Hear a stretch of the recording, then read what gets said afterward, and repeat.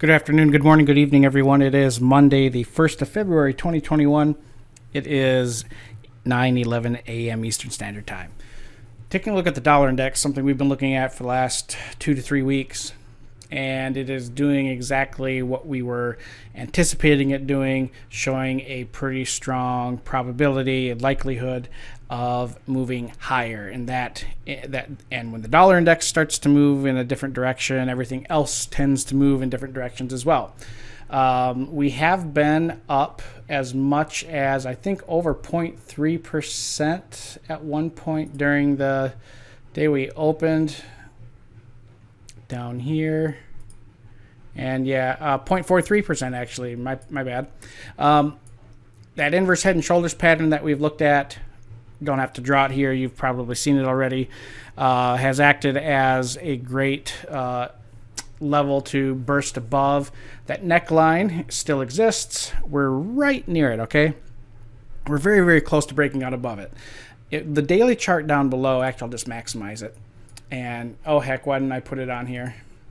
So, the inverse head and shoulder pattern,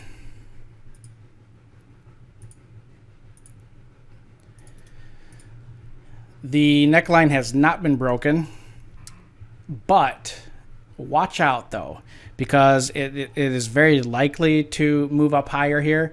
We are currently sitting at the bottom of the cloud, Senko Span A. Bottom of the cloud, not as strong as a resistance or support zone as Senko Span B, but do take a look at where we're sitting. A break above Senko Span A, the bottom of the cloud, will more than likely yield a breakout above the neckline of this inverse head and shoulder pattern, which will propel the dollar index higher. And let's just take a look at where, until it gets probably up to 90, 91 or 92. 91.9, 92 even. We'll just say 92 even.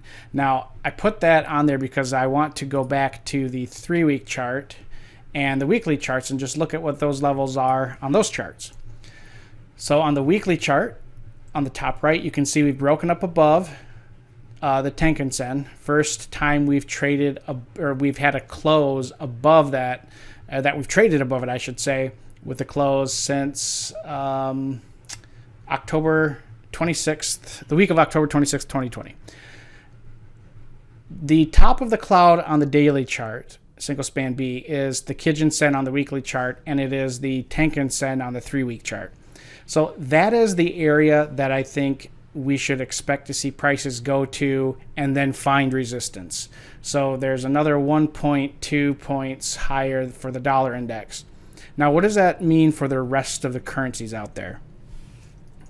We talked about the Aussie dollar on Friday and how the Aussie dollar looks like it's got a pretty good trip to the south. In fact, one of the things I talked about with the with that is Aussie COT report.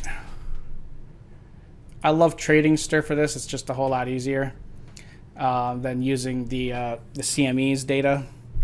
So if you look, this is so the COT report here shows that non-commercials, so the professionals, the hedge funds, big players who are speculators, the professional money, they exited 3,555 long contracts in the Aussie dollar, and instead they transferred short.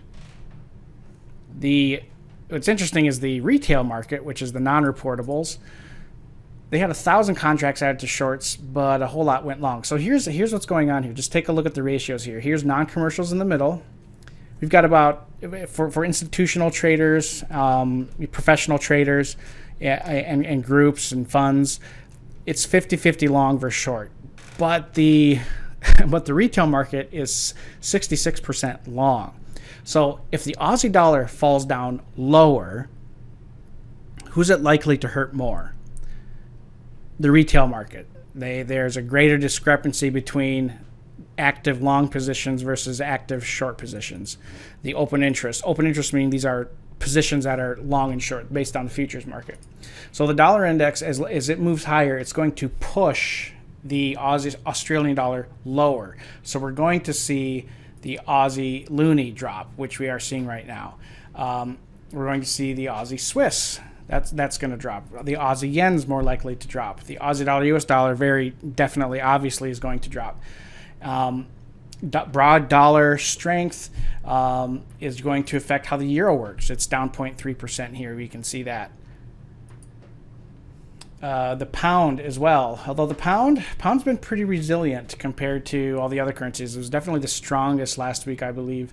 But the pound itself, I really want to call your attention to the pound here. Notice the gap between the Tenkan Sen and the current candlestick. The higher time frames we go, it takes longer for things to correct back down here, but there's a big gap between where the close is at and the Kijun Sen, as well as where the close is at and the Tenkan Sen. And the reason I point this out is because, and I mentioned this many times before, is that the Tenkan Sen and the current price action, the Tenkan Sen and the close, they do not tolerate long periods of time where they have a significant gap. What's a significant gap? You can measure that out if you want to, but when I see a big space in between the two, that's how I measure it, just kind of eyeballing it. This is a big gap between the Tenkan Sen and where the current close is at. So this is very, very likely to have a trip to the south with the pound dollar. Kiwi dollar as well, we're already seeing that trade a little bit lower. There's a huge, huge, huge gap between the Kijun Sen and price, as well as the Tenkan Sen and price. So, folks, all of these dollar pairs that have been trending up ever since last March of 2020, they are all pointing to some pretty quick or long and sustained moves to the south. Not talking about a broad corrective or broad trend change, not talking about trending lower than the lows we found here.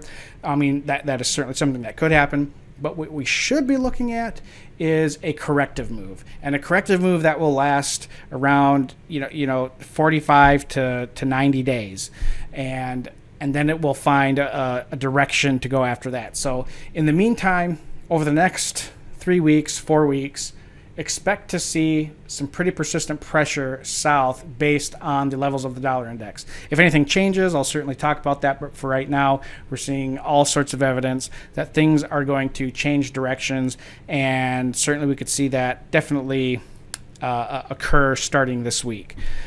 Thank you all for watching this video. Hope you all had a great weekend. From those of us here at Exchange Rates UK TV, please don't forget to like and subscribe, and I look forward to speaking with you in our future videos. Thank you.